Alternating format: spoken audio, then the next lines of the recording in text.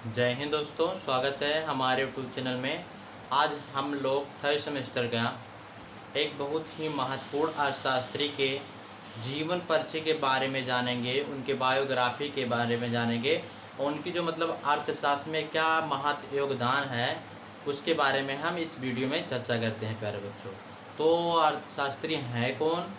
तो यहाँ हेडिंग पर आप लोग देख रहे होंगे प्रोफेसर अमर्त्य सेन है, जो भारत के एक महान अर्थशास्त्री थे। उनके बारे में आज हम उनकी आर्थिक विचारों के बारे में चलते हैं और बताते हैं आप लोग को। आप लोग इस वीडियो में बने रहिए प्यारे बच्चों, ठीक है। प्रोफेसर अमर्त्य सेन के बारे में, ठीक है। तो इनके बारे में चलते हैं, आपको हम बताते हैं, ठीक है। प्रोफेसर अमर्त्य सेन का जन्म 1933 ईस्वी में, ठीक है, कर्मस्थली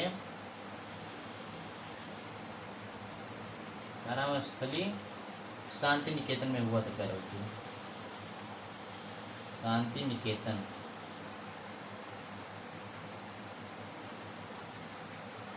में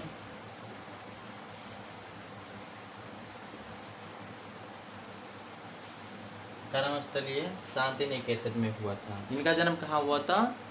कर्मस्थलीय शांति निकेतन में हुआ था, ठीक है। उसके बाद इन्होंने पीएचडी की उपाधि कहाँ से प्राप्त करी?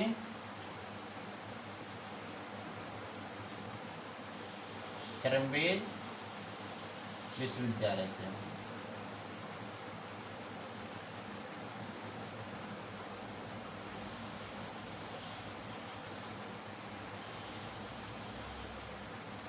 क्या किया? पीएचडी।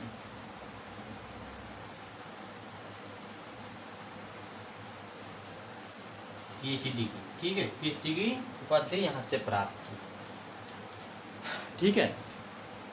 उनकी जो 1933 में इनका जन्म हुआ, कर्मस्थली शांति निकेतन में हुआ, कैम्ब्रिज विश्वविद्यालय में हुआ था, ठीक है। उसके बाद इन्होंने, ठीक है, पीएचडी की उपाधि प्राप्त की सन 1959 ईस्वी में, सन 1959 ईस्वी में। यहाँ तक आप लोग को समझ में आ गया होगा, ठीक है। फिर चलते हैं इनके बारे में आगे चर्चा करते हैं। उसके बाद ये भारत के भी अर्थशास्त्री थे और विदेश में भी ये उच्चतम पद पर रह चुके हैं, ठीक है। तो भारत में ये, ठीक है, भारत में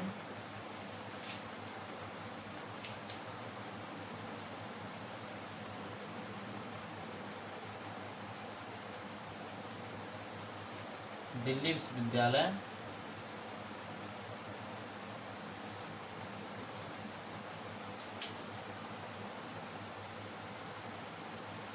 ठीक है, प्रोफेसर थे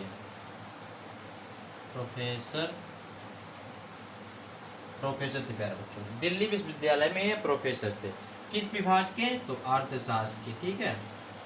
इसे बोलते हैं इकोनॉमिक्स, अर्थशास्त्र, ठीक है। अर्थशास्त्र में प्रोफेसर थे, ये नियुक्त किए गए थे। इन्होंने पीएचडी अपनी कैम्ब्रिज विश्वविद्यालय से पूरी की। उसके बाद अर्थशास्त्र के प्रोफेसर दिल्ली विश्वविद्यालय और एक होता जाधवपुर, ये राजस्थान में पड़ता है, वहाँ के भी ये प्रोफेसर रह चुके थे। भारत को छोड़ते हुए ये अन्य देश के भी प्रोफेसर थे, जैसे कैलिफोर्निया, ठीक है, कैलिफोर्निया हो गया, लंदन विश्वविद्यालय इकोनॉमिक्स,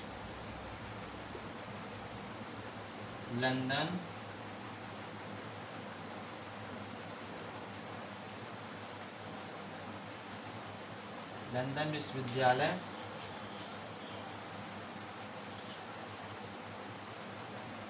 इकोनॉमिक्स के विभाग अध्यक्ष थे, ठीक है, विभाग अध्यक्ष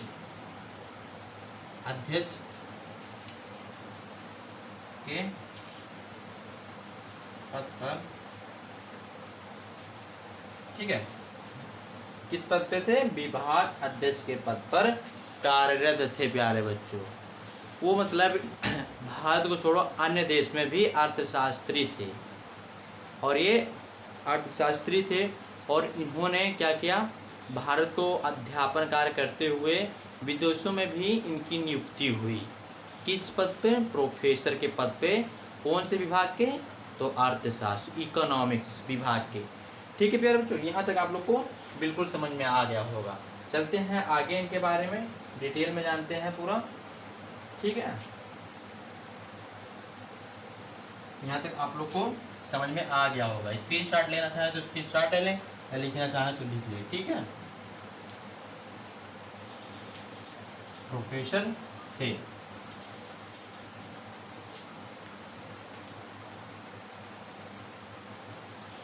प्रोफेसर थे। उसके बाद सन 1998 में, उसके बाद क्या हुआ? सन 1998 ईस्वी 1998 ईस्वी में इन्हें नोबेल पुरस्कार दिया गया। इन्हें नोबेल पुरस्कार दिया गया।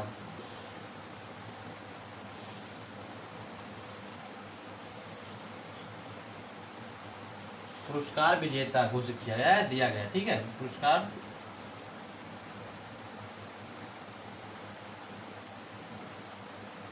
दिया गया। ठीक है, 1998 में इन्हें पुरस्कार से सम्मानित किया गया। क्या हुआ प्यारे बच्चों? 1998 में इन्हें नोबेल पुरस्कार से सम्मानित किया गया।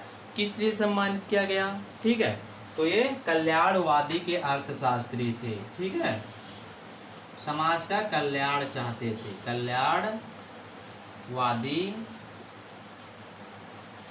अर्थशास्त्र या अर्थशास्त्री। ठीक है, तो वो एक क्या है? अर्थशास्त्र।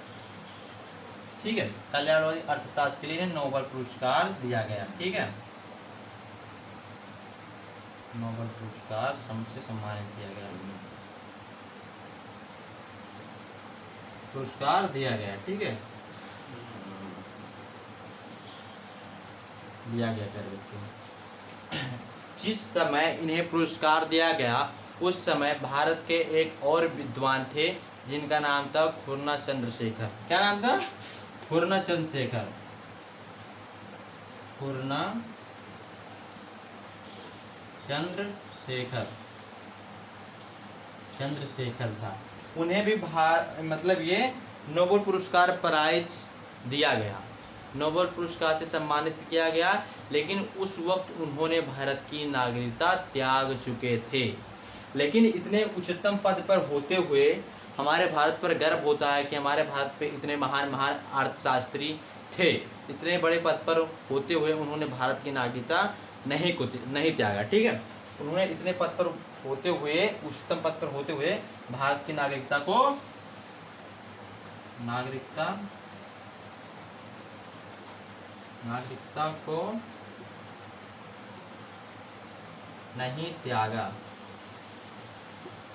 नहीं त्यागा। इतने उच्चतम पद होते हुए भारत की नागरिकता को नहीं त्यागा। ठीक है प्यारे बच्चों, ठीक है। उस समय जब इन्हें पुरस्कार से सम्मानित किया गया, ठीक है, उस समय इन्हें पुरस्कार से सम्मानित किया गया तो उसकी राशि थी, ठीक है, ब्रैकेट में पॉइंट नहीं रहेगा मेरे को, 9,60,000। कितना? 9,60,000 थी। ठीक है, 9,60,000 थी अमेरिकन डॉलर, अमेरिकी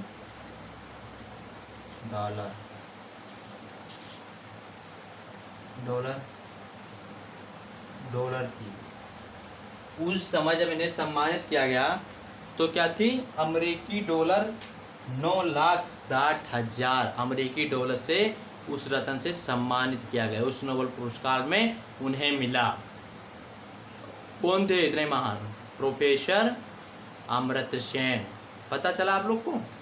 ठीक है प्यारे बच्चों, यहाँ तक आप लोग को समझ में आया होगा। बिल्कुल छोटी है तो इसलिए मिटाना पड़ता है बार बार। चलते हैं, फिर से बताते हैं आपको, पॉइंट टू पॉइंट बताते चलेंगे। थोड़ी दिक्कत होती है बिल्कुल छोटा होने के कारण, अगर छोटा लिखेंगे तो समझ में नहीं आएगा।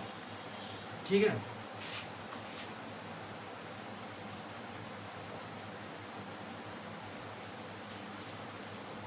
ठीक है। और जो हम इनके बारे में थोड़ा और आपको चर्चा में बता दें, ये एक अर्थशास्त्री होने के नाते साथ साथ ये मानववादी भी थे, कल्याणवादी भी थे। अन्य क्षेत्र में इनका बहुत महत्वपूर्ण योगदान है, लेकिन अर्थशास्त्र में बहुत ही महत्वपूर्ण योगदान है। जिससे संयुक्त राज्य UNDP होता है, संयुक्त राज्य विकास कार्यक्रम, ठीक है, HDI होता है, ह्यूमन डेवलपमेंट इंडेक्स, मानव विकास सूचांक। डॉक्टर महबूबुल्लाह और अमृत सेन ने उसका भी मतलब एक उदाहरण स्पष्ट किया और भारत या विश्व के लिए मनुष्य कल्याण के बारे में उन्होंने चर्चा किया। आर्थिक विचार का कैसे मतलब विकास किया जाए मानव का, उसके बारे में उन्होंने चर्चा किया। ठीक है प्यारे बच्चों, चलते हैं आगे, पॉइंट को बताते हैं। ठीक है, क्या हुआ, अब मानना ये था कि हर एक विषय में सबको नोबेल पुरस्कार मिल चुका था। हर एक विषय में सबको नोबेल पुरस्कार मिल गया था। गणित हो गया, राजनीतिक शास्त्र हो गया, अन्य भी मिल गया था, लेकिन अर्थशास्त्र के विषय में किसी को नहीं मिला। ये तो बड़ी दुख की बात है। अर्थशास्त्र के विषय में किसी को नोबेल पुरस्कार से सम्मानित नहीं किया गया। उस वक्त दो अर्थशास्त्री थे, उनका नाम हम आप लोग को बताते चलते हैं। कौन थे वो अर्थशास्त्री, इतने महान की मतलब उन्हें नोबेल पुरस्कार से सम्मानित किया गया। ठीक है प्यारे बच्चों, तो रेगनर, ठीक है, रेगनर, फ्रीस,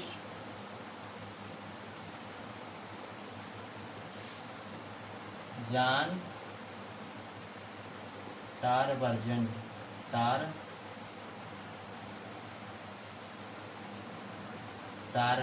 ठीक है, रेगनर फ्रीस और टारवर्जन थे। इन्होंने नोबेल पुरस्कार से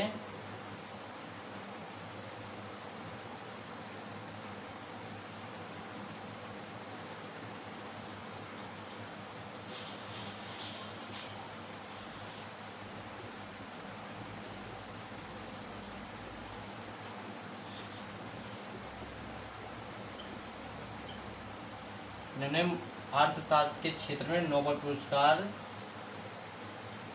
दिया गया। ठीक है, दिया गया कितने सन में, 1969 ईस्वी में। सन को याद रखिए, बहुत महत्वपूर्ण होता है एग्जाम की दृष्टि से। अर्थशास्त्र में सर्वप्रथम रेगनर फ्रीस और टारवर्जन को दिया गया था। क्या क्या दिया गया था, नोबेल पुरस्कार। ये याद रखिए, बहुत ही महत्वपूर्ण है प्यारे बच्चों, ध्यान में रखते हुए बढ़िया से पढ़िए एक एक पॉइंट। ठीक है, कोई डाउट कोई दिक्कत नहीं होना चाहिए आप लोग को। ठीक है, यहाँ तक आप लोग को समझ में आ गया होगा।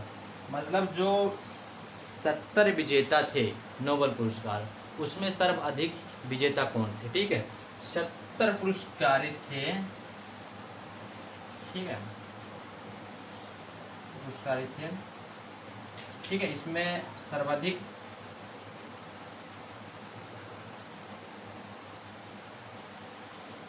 सर्वाधिक 49 अमेरिकन,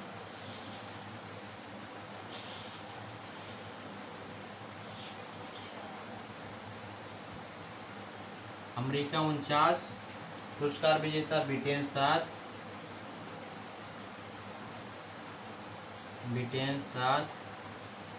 नार्वे 3 और अन्य देश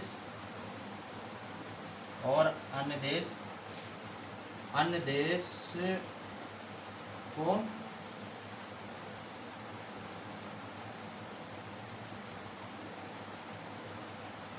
पुरस्कार मिला, जैसे मिला। ठीक है,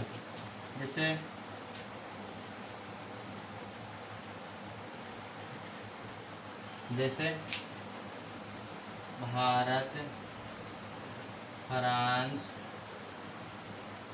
जर्मनी,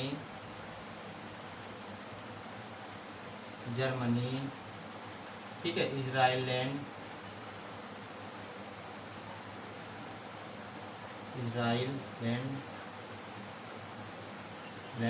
आदि प्रमुख देशों को इन्हीं में से एक एक पुरस्कार दिया गया। लेकिन जो सर्वाधिक विजेता थे वो कौन थे, अमेरिकन थे। ठीक है, यहाँ तक आप लोग को प्यारे बच्चों समझ में आ गया होगा। अब भी कोई डाउट कोई दिक्कत हो तो आप लोग हमें ज़रूर बताइएगा। इसमें कोई डाउट कोई दिक्कत आप लोग को नहीं होना चाहिए, ठीक है। अब चलते हैं आगे इनके बारे में और थोड़ा बहुत बेसिक जानकारी जानते हैं। यहाँ तक तो आप लोग को समझ में आ गया होगा। अब चलते हैं आगे, थोड़ा और डिटेल में पढ़ते हैं इनके बारे में।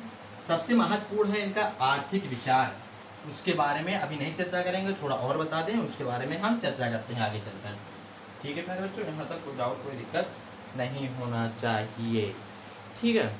तो जो अमृत सेन से उन्होंने 3 शादियाँ की थी, ठीक है, 3 शादियाँ की थी। इसके बारे में ज़्यादा बताना ज़रूरी नहीं है, ठीक है।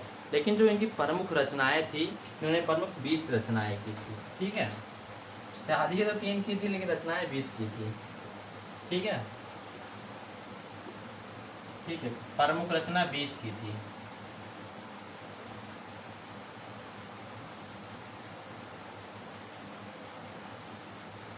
प्रमुख रचना कितने की थी? 20 प्रमुख रचनाएं की थी, 20 प्रमुख रचनाएं, ठीक है, 20 प्रमुख रचनाएं की थी। हम हालांकि पूरी रचनाएं के बारे में नहीं बताएंगे आप लोग को, 1-2 रचनाएं बता दें, उसके बाद में चलते हैं आगे, ठीक है। इन्होंने, ठीक है, सन 1971 ईस्वी में, सन 1971 ईस्वी में लिखा था कलेक्टिव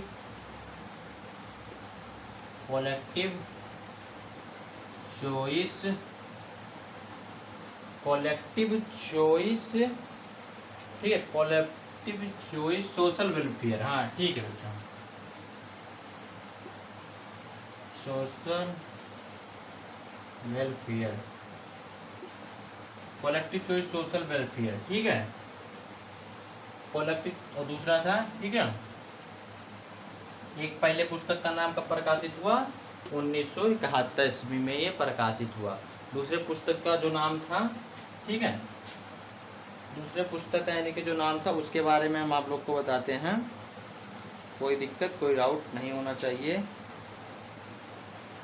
ठीक है। दूसरे पुस्तक का नाम था प्रॉपर्टी ऑफ, हिंदी में लिखते हैं प्रॉपर्टी एंड, नहीं, प्रॉपर्टी एंड,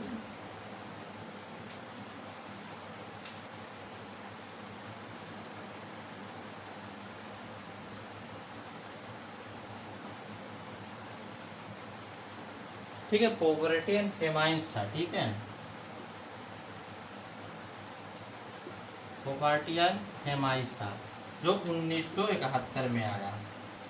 बहुत चर्चित था ये विषय इनका, जो ये मतलब आया पॉवर्टी एंड फेमाइंस से, गरीब मतलब गरीबों और अमीरों के बीच का मध्य जानकारी बताता, इसलिए बहुत ही चर्चित रहा 1981 ईस्वी में प्यारे बच्चों। तो और भी इन्होंने बहुत ही मतलब पुस्तकों की रचनाएं की हैं, लेकिन ये 2 प्रमुख पुस्तकें हैं, ये याद रखिए आप, भूलिएगा नहीं, ठीक है, भूलिएगा नहीं बिल्कुल। यहाँ तक आप लोग को समझ में आ गया होगा, ठीक है। अब हम चलते हैं इनके आर्थिक विचार के बारे में पढ़ते हैं, बस लास्ट पॉइंट वही है, उसके बाद खत्म होने वाला है, बिल्कुल बहुत चलेगा, जो 10 मिनट 5 मिनट चलेगा, 5 मिनट में हम आप लोग को ख़त्म कर देंगे, क्योंकि ज़्यादा बड़ी वीडियो बन जाती है तो अच्छा नहीं रहता है, ना आपके लिए ना मेरे लिए, क्योंकि हम लोग देखते तो है नहीं, ये तो मुझे पता है, ठीक है। अरे यार इसमें तो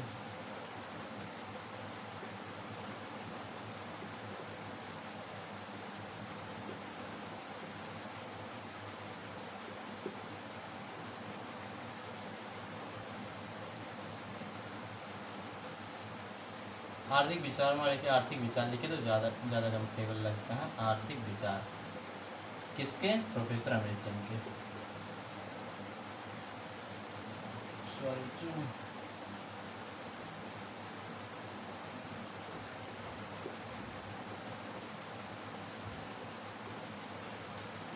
प्रोफेसर अमृत सेन के, जो प्रोफेसर अमृत सेन से उनकी आर्थिक विचार क्या थी उसके बारे में हम चलते हैं प्यारे बच्चों, ठीक है, उसके बारे में हम चलते हैं और बताते हैं आप लोग को उनकी आर्थिक विचार।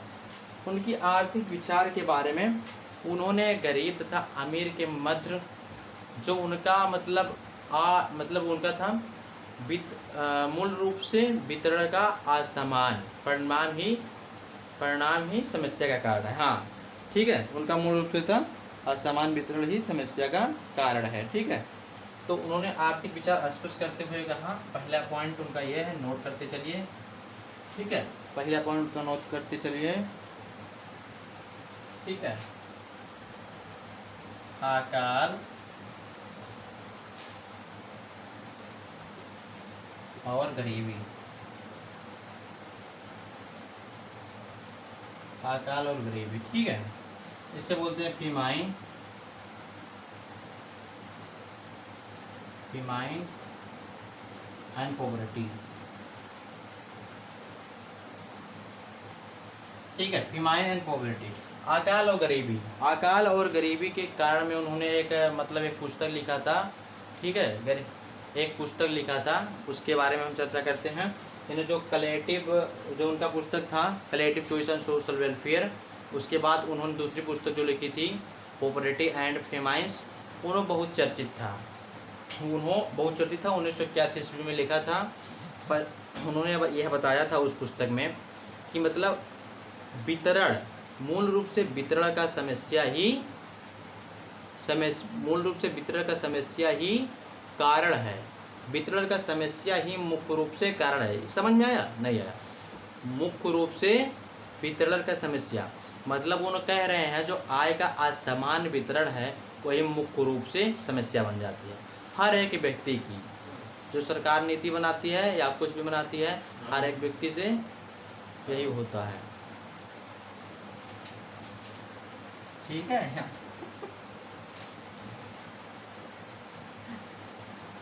हाँ तक आप लोग को आ गया। ठीक है, ये मुख्य रूप से उनका कारण है। ठीक है, यहाँ तक आप लोग को समझ में आ गया होगा। अब भी कोई डाउट, कोई दिक्कत हो तो आप लोग हमें बताइए। जब 1943 में 1943 ईस्वी में बंगाल में जब अकाल आया और भूखमरी हुई, गरीबी आई, तो उसको उन्होंने चर्चित किया। मतलब उन्होंने बताया कि अकाल केवल ग्रामीण क्षेत्र तक ही सीमित रहा, शहरी क्षेत्र पर इससे कोई दुष्परिणाम नहीं पड़ा, तथा मतलब जो इस पर ज़्यादा जिस पे प्रभाव पड़ा, भीषण प्रभाव पड़ा, वो गरीब मजदूर, शिल्पकार, हस्तकार और कृषक मजदूर पर पड़ा। इस पे जैसे मुनीम और बटाईदारों पर इस पर कम नुकसान हुआ। ठीक है, कम नुकसान हुआ, लेकिन अन्य क्षेत्रों में गरीब प्राथमिक कार्य से जुटे लोग को बहुत ज़्यादा नुकसान हुआ। उन्होंने ये स्पष्ट किया। ठीक है, ये स्पष्ट किया।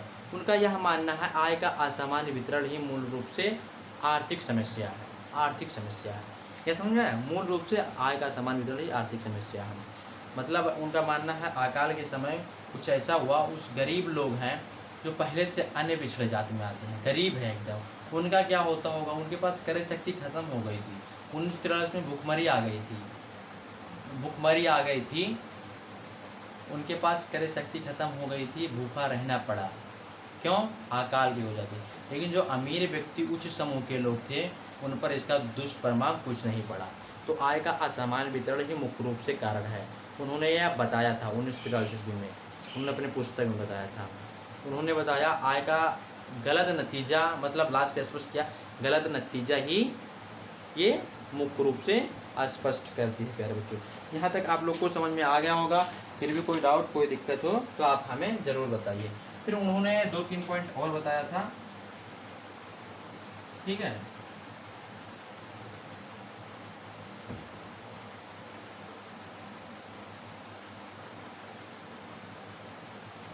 जीवन की गुणवत्ता। जीवन की गुणवत्ता में मतलब डॉक्टर महबूब हक और अमृत सिंह दोनों ने मिलकर बताया था, किसी राष्ट्र की वास्तविक धन उस राष्ट्र की जनसंख्या है। किसी राष्ट्र की वास्तविक धन उस राष्ट्र की जनसंख्या है। उस राष्ट्र की जनसंख्या है।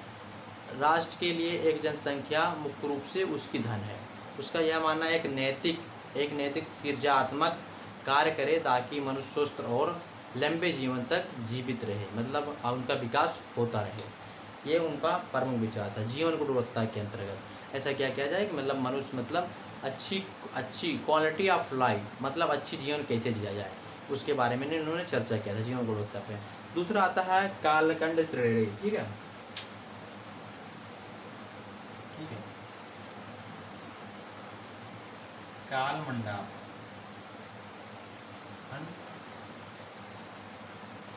मंडल, ठीक है। कालमंडल थ्योरी कालमंडल था, लेकिन हमें लिख दिया मंडल।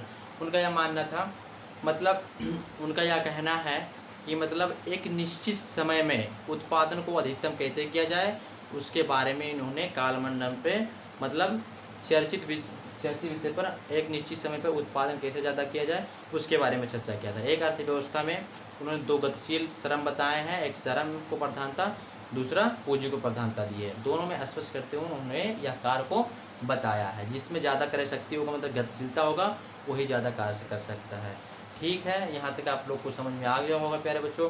फिर भी कोई डाउट, कोई दिक्कत होता है तो हम कल मिलते हैं अगले वीडियो में। ठीक है, उसमें हम आप लोग को बताएंगे डॉक्टर राम मनोहर लोहिया के आर्थिक विचार। यहाँ तक आप लोग को पूरा का पूरा समझ में आ गया होगा। फिर भी कोई डाउट, कोई दिक्कत हो तो आप लोग हमें ज़रूर बताइएगा।